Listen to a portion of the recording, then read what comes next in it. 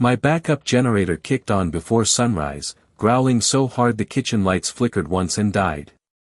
Outside my fence, an HOA landscaping crew stood over a fresh trench where my underground power line had been cut clean through. Patricia Morgan pointed at the exposed cable and told the foreman to keep working. That line fed my house, my workshop, and the protected utility easement running behind 3 streets of her subdivision. A transformer beyond the tree line gave a low, unstable hum. Then one of her workers covered the cut with wet dirt like burying it would make the problem disappear. They had not cut a wire. They had touched the wrong part of the grid. Diesel exhaust rolled from the generator shed as I crossed the yard in my boots.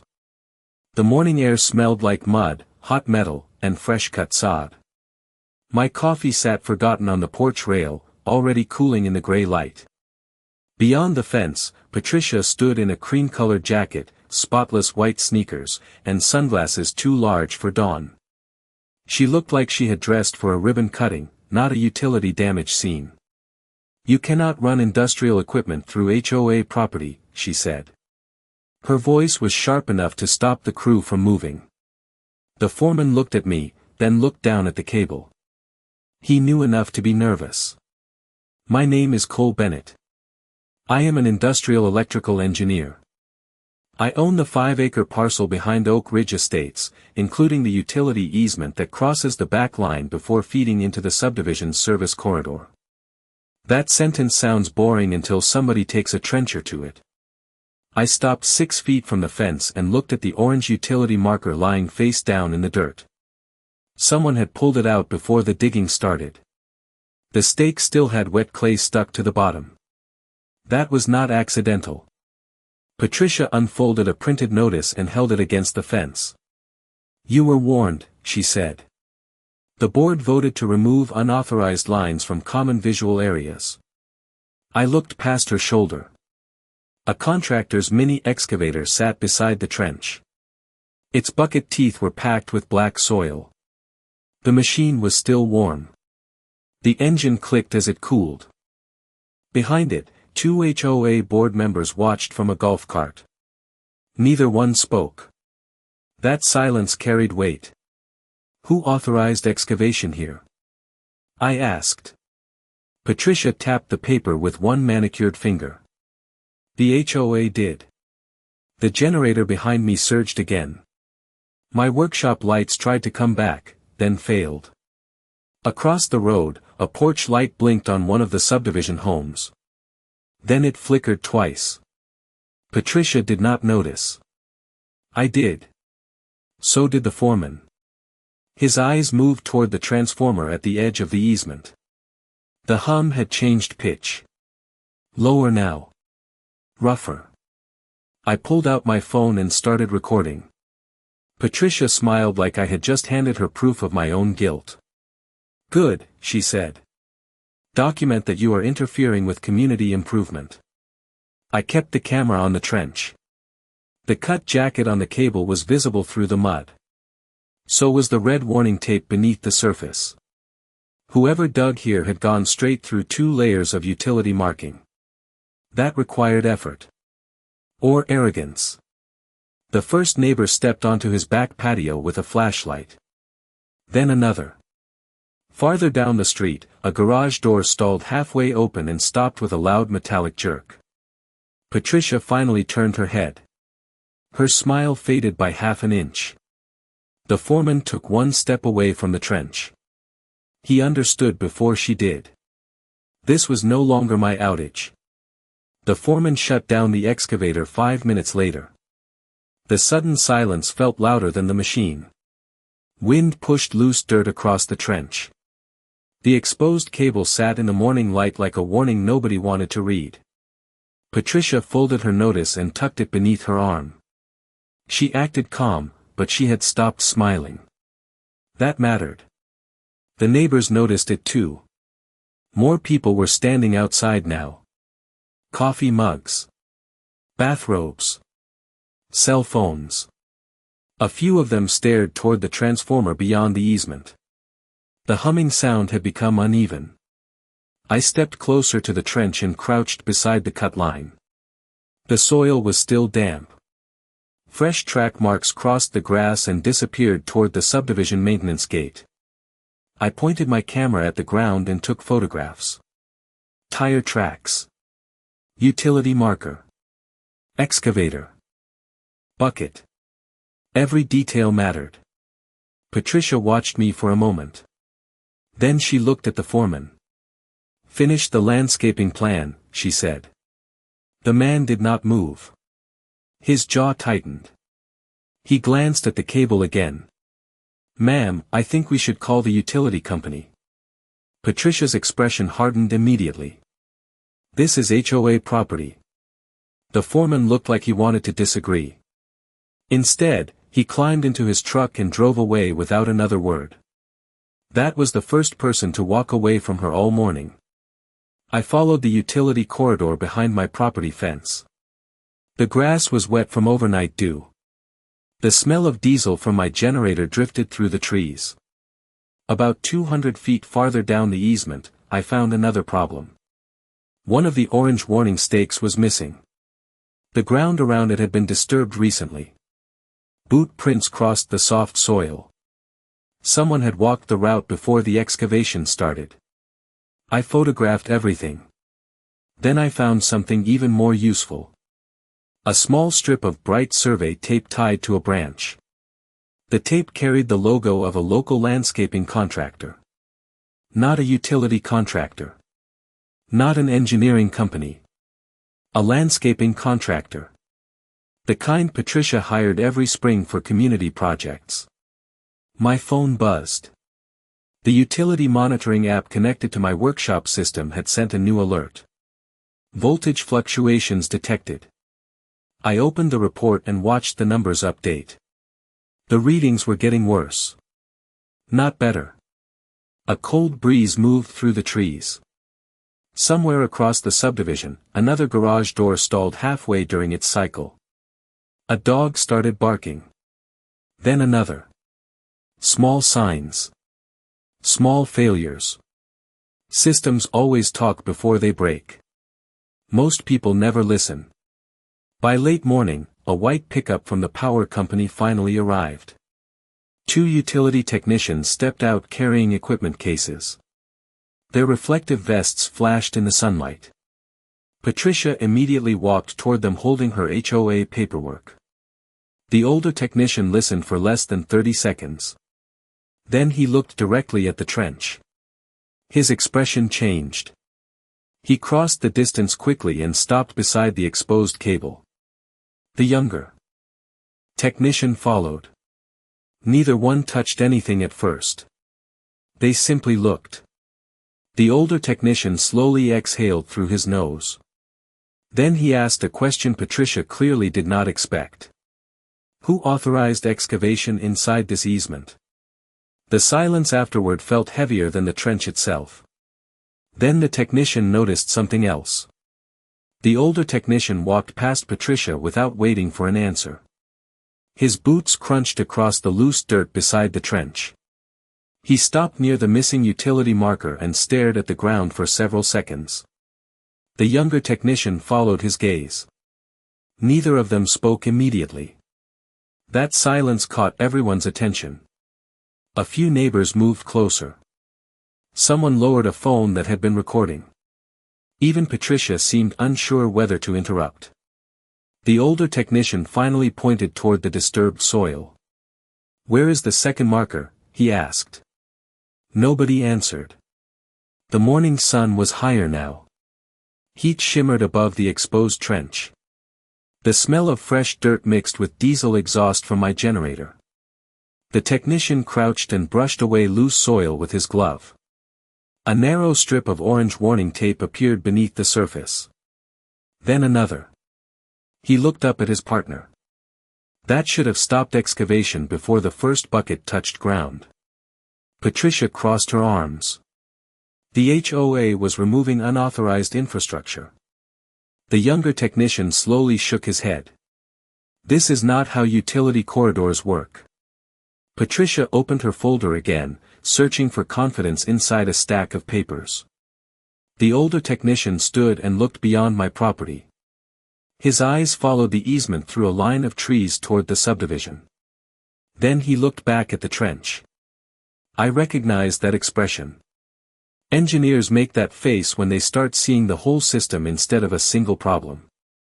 My phone buzzed again. Another voltage alert.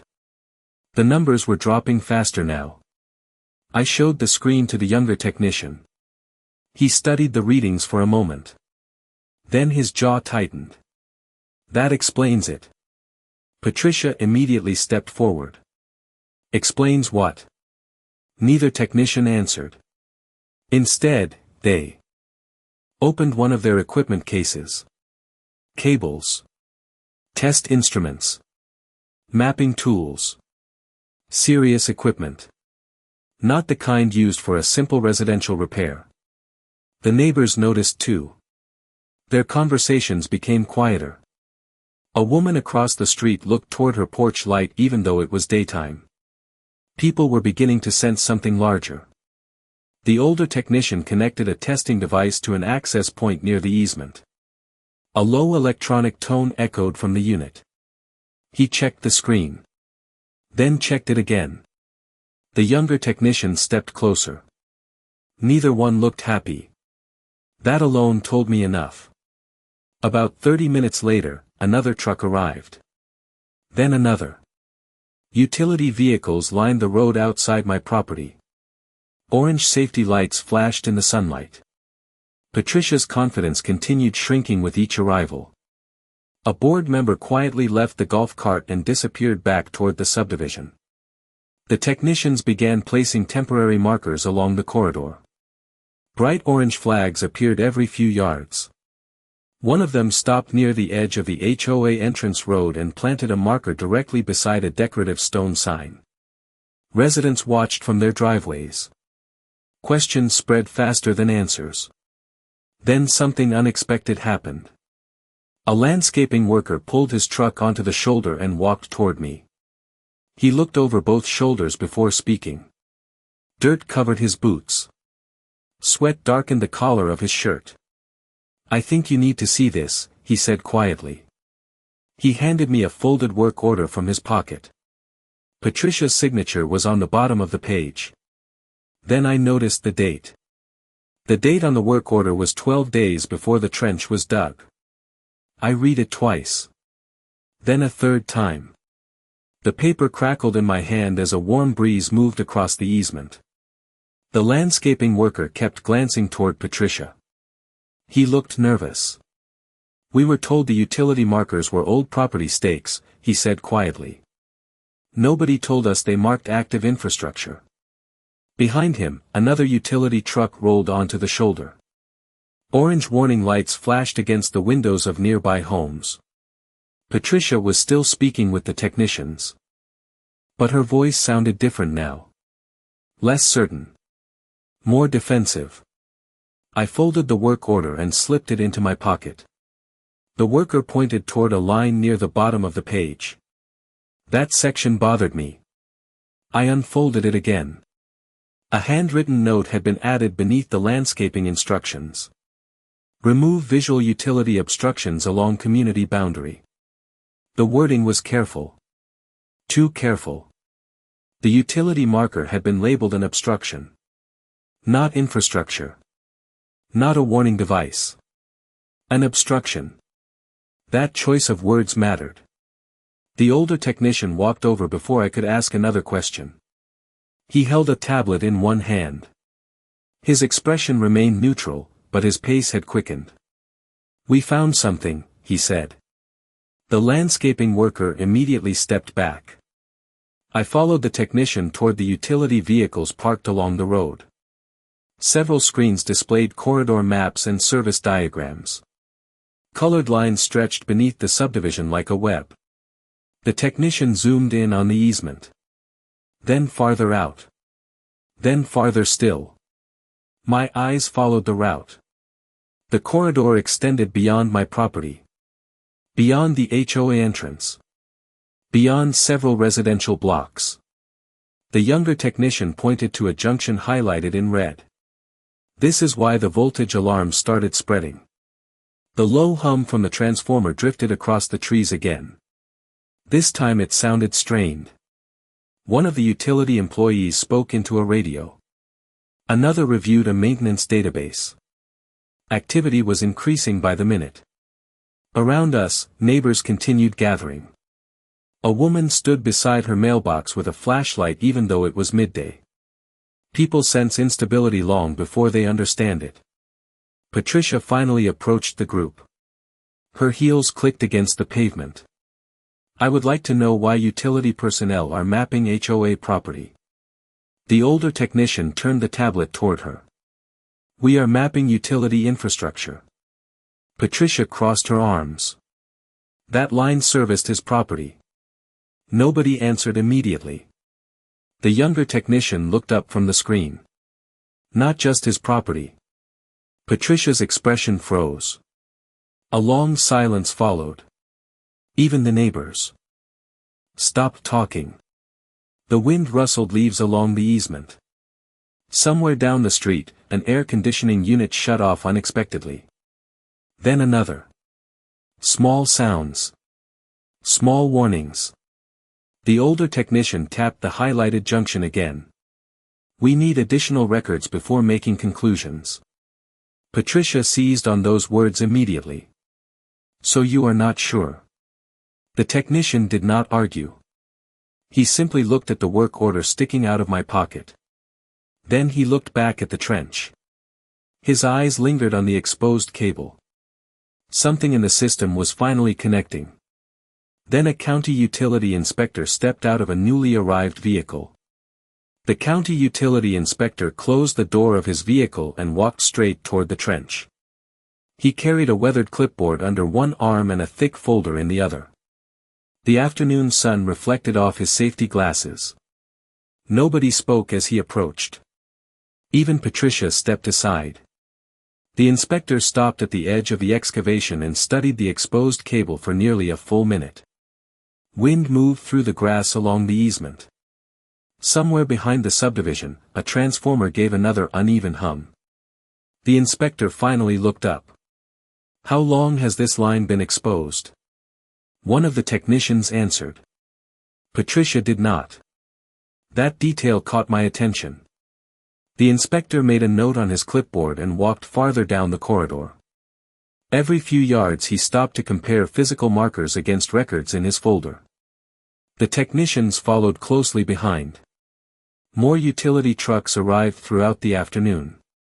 Orange cones appeared near the roadside. Temporary warning signs went up beside the easement. Residents gathered in small groups near driveways and mailboxes. Nobody seemed interested in HOA notices anymore. Everyone was watching the utility crews. Around 3 o'clock, I returned to my workshop and pulled up archived corridor maps stored on my computer. The generator continued rumbling outside. Its steady vibration traveled through the floorboards. I compared the digital records to the route the inspector was tracing. The alignment matched perfectly. Every marker. Every junction. Every service branch. Then I noticed something new. One section of the corridor connected to a distribution point located near the center of Oak Ridge Estates. I zoomed in closer. The connection was older than most of the homes. Much older. My phone rang before I could study it further. It was one of the utility technicians. His voice sounded rushed. Can you bring your corridor maps? I grabbed the printed copies and drove back toward the easement. The scene had changed again. A temporary operations tent stood beside the road. Folding tables held maps, laptops, and testing equipment. The county inspector was speaking with 2 engineers I had not seen before. One of them pointed repeatedly toward the subdivision. The other kept reviewing maintenance records. I handed over my maps. The older technician spread them across a table and compared them against official utility diagrams. Several minutes passed. Nobody said much. Pages turned. Screens refreshed. Radios crackled. Then one engineer tapped a location near the center of the neighborhood. The county inspector immediately leaned closer. The technician beside him slowly removed his glasses. That reaction told me they had found something important. Patricia arrived moments later with 2 HOA board members. Her expression suggested she expected answers. Instead, she found more questions. The inspector asked for HOA maintenance records. Then landscaping contracts. Then excavation approvals. Patricia's confidence slipped another notch. She promised to provide everything. The inspector simply nodded and wrote another note. A sudden pop echoed somewhere in the distance. Several residents turned toward the subdivision entrance. A row of decorative streetlights flickered once. Then twice. The lights recovered after a few seconds, but the message was clear. The instability was spreading. The engineers exchanged looks. Nobody appeared surprised. Then the oldest engineer unfolded a map that had not been on the table before. The oldest engineer spread the newly unfolded map across the table and weighed the corners down with a flashlight and 2 radios. A warm wind moved through the operations tent. Papers fluttered softly. Everyone leaned closer. The map was older than the others. The edges were yellowed. Several notes had been added by hand decades earlier.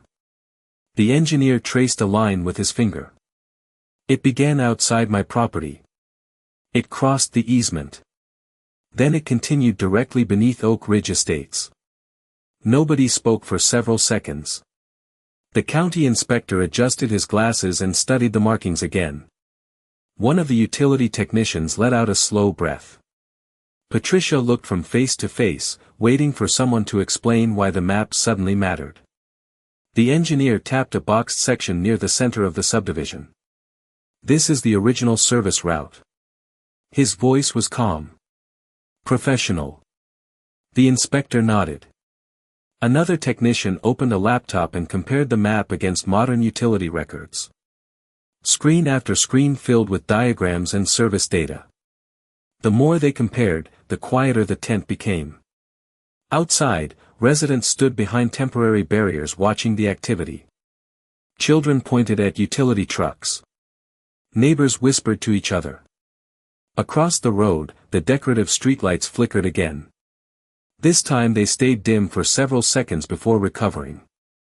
A few people noticed. More importantly, the engineers noticed. The older engineer pointed to a second notation buried in the corner of the map. It referenced an infrastructure modification completed years earlier. He turned to the inspector. That explains the corridor dependency. The inspector immediately asked for additional records. Radios crackled. Calls were made. Within 30 minutes, another set of files arrived electronically.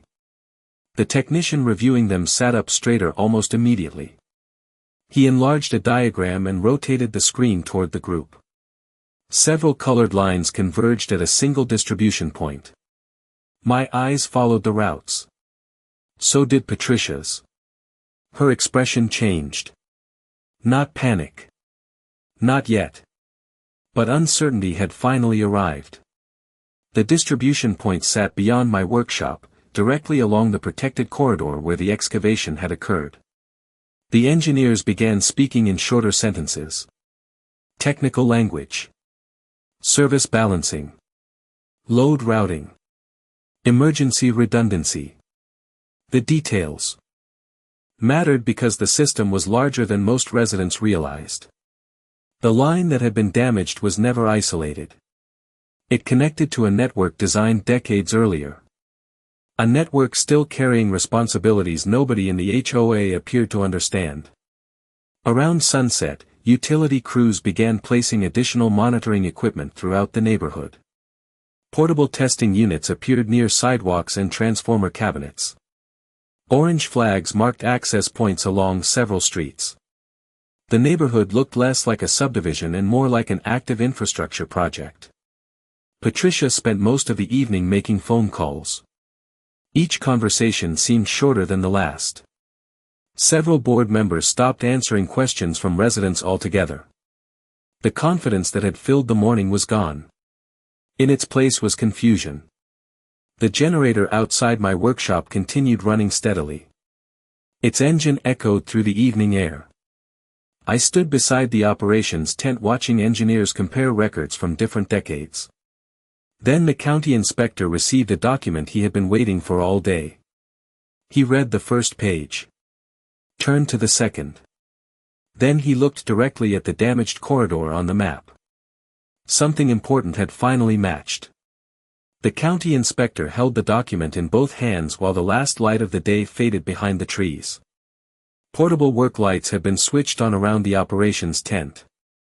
Their white glow reflected off trucks, safety cones, and stacks of equipment cases. The neighborhood felt different now. Quieter. More cautious.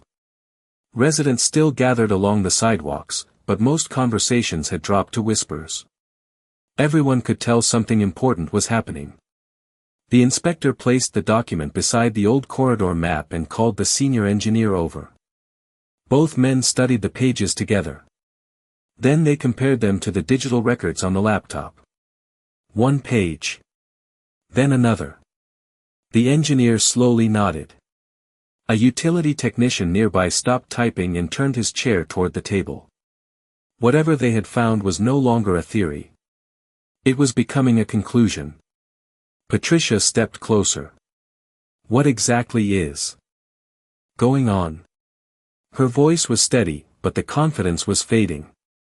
The inspector did not answer immediately. He finished reviewing the final page before setting the document down. We are verifying infrastructure dependency routes. Patricia looked frustrated. It was not the answer she wanted. The engineer pointed toward the highlighted junction shown on the map. This corridor supports more than a single service connection. Several nearby residents heard that statement. A murmur moved through the crowd. Patricia immediately tried to respond. The HOA was told those lines serviced private property. The inspector glanced at the work order still sitting on the table. The records suggest otherwise. That sentence landed harder than any argument could have. The wind picked up. Leaves rustled along the easement. Across the subdivision, another row of decorative streetlights dimmed briefly before returning to normal. More residents noticed this time. Several people pulled out phones. Others walked toward their front porches and looked at exterior fixtures. The engineers continued working. Testing equipment fed live data into the monitoring systems.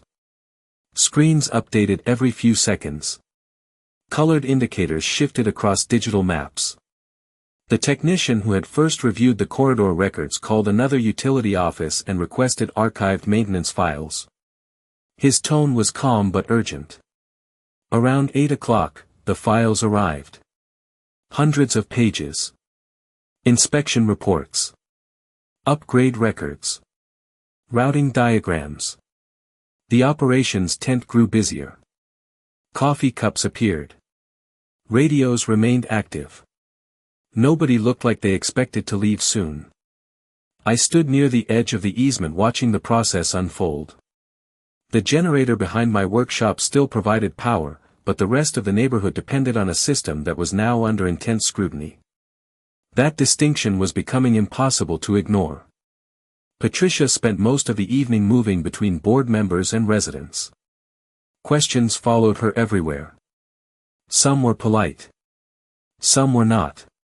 For the first time, she had fewer answers than the people around her. Then the senior engineer found the file everyone had been searching. 4. He opened it carefully and compared it to the original corridor map. The county inspector leaned over his shoulder. Both men focused on a single page. The engineer tapped a paragraph halfway down. The inspector read it once. Then again. Neither spoke for several seconds. The silence inside the tent spread quickly. Then the inspector picked up his radio and requested emergency review authorization. The emergency review authorization changed everything. The request went through just before midnight. Radios came alive across the operations tent. Engineers began moving faster. New vehicles arrived within the hour. Their headlights swept across the easement and illuminated the damaged corridor like a crime scene made entirely of paperwork and utility equipment. Nobody was shouting. Nobody needed to. The urgency was obvious. I stood near my workshop listening to the steady rumble of the generator. The sound had become strangely comforting. Beyond the fence, technicians installed additional monitoring devices along the route. Small indicator lights blinked red and green in the darkness. Every few minutes another set of readings appeared on the laptops. The numbers were not improving. Around 1 in the morning, the county inspector gathered several engineers around the oldest map. They compared it against the maintenance file discovered earlier. One section kept drawing their attention. The same section that crossed the damaged corridor. The same section connected to the distribution point beneath Oak Ridge Estates. Patricia remained nearby with 2 exhausted board members. The confidence that had carried her through the morning was gone completely now. She looked tired. Frustrated. Every answer she wanted seemed trapped inside documents she had never bothered to read. Just before dawn, the review team reached a conclusion. The senior engineer walked directly to the inspector and handed him a written assessment. The inspector read it slowly. Then he signed the bottom page. The morning sky was beginning to brighten. Birds started calling from the trees. Residents emerged from their homes carrying coffee cups and questions. Utility crews placed temporary notices at several key access points throughout the neighborhood. The notices were simple. Technical. Official. Nobody needed legal language to understand what they meant. A controlled service interruption would be required to stabilize and repair the damaged corridor. Word spread through Oak Ridge Estates in less than 30 minutes. Conversations erupted across sidewalks and driveways. People stared at the notices. Others stared at the trench. Many stared directly at Patricia. She tried explaining the situation. The explanations sounded smaller each time she repeated them. By mid-morning, utility crews had established work zones around the distribution point and along multiple streets. Bright orange barriers appeared throughout the subdivision. Engineers reviewed repair sequences. Technicians verified routing options. The neighborhood felt like a living machine being carefully dismantled for surgery. Then the interruption began. It was not dramatic. No sparks. No explosions. Just a sequence of planned shutoffs moving through the system. One block lost power. Then another. Air conditioners fell silent. Decorative fountains stopped flowing. Garage doors froze in place. The decorative streetlights that had flickered for hours finally went dark. A strange stillness settled over the subdivision. Residents stepped outside and looked around. The silence felt larger than the neighborhood itself. My workshop remained powered by the generator. The low diesel rhythm echoed across the property. Utility crews continued working methodically. Nobody appeared surprised by the outage. They had expected it. The damaged corridor left them no safe alternative. Patricia stood beside the community entrance sign watching darkened homes stretch into the distance. The realization on her face arrived slowly. Not when the lights went out. Not when residents started complaining. It arrived when the senior engineer handed the county inspector the final repair estimate. The senior engineer handed the county inspector the final repair estimate and stepped back from the table. The inspector read every page without rushing. Morning sunlight reflected off the operations tent. Utility crews continued. Moving through the subdivision with steady precision. Trucks rolled slowly between work zones. Equipment hummed. Radios crackled. Nobody treated the situation like an emergency anymore. The investigation phase was over. Now came the consequences. Patricia stood a few feet away with her arms folded tightly across her chest. She watched the inspector turn the final page. Then he signed it. The sound of his pen against the paper seemed louder than it should have. One of the HOA board members quietly walked away. Another stared at the ground. The estimate did not just describe repairs. It described why the repairs were necessary. It documented the damaged corridor, the removed markers, the unauthorized excavation, the maintenance records, the work order. Every piece fit together. Residents began asking questions faster than the board could answer them. Some wanted to know how the digging was approved. Others wanted to know why warning markers were removed. The conversation spread from driveway to driveway. By afternoon, repair crews began restoring portions of the system. One section at a time. Carefully. Methodically. The process took hours. Every connection had to be verified. Every route had to be tested. Temporary equipment lined the easement behind my property. Orange flags still marked the corridor. The same corridor Patricia had called an obstruction. Around sunset, the first restored section came back online. A row of homes lit up. Porch lights returned. Air conditioners started humming again. Residents applauded from across the street. Not because they were celebrating the HOA. They were celebrating stability.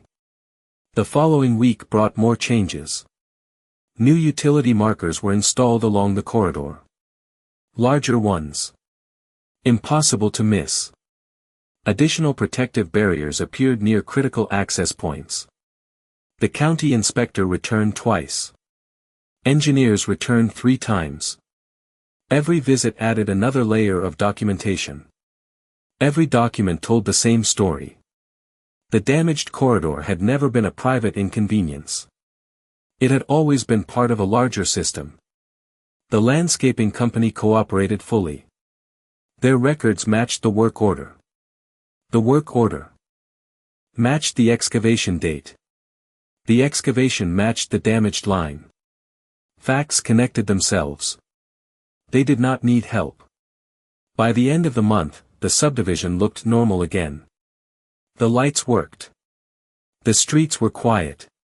The temporary barriers disappeared. Utility crews moved on to other projects. Even the operations tent was gone.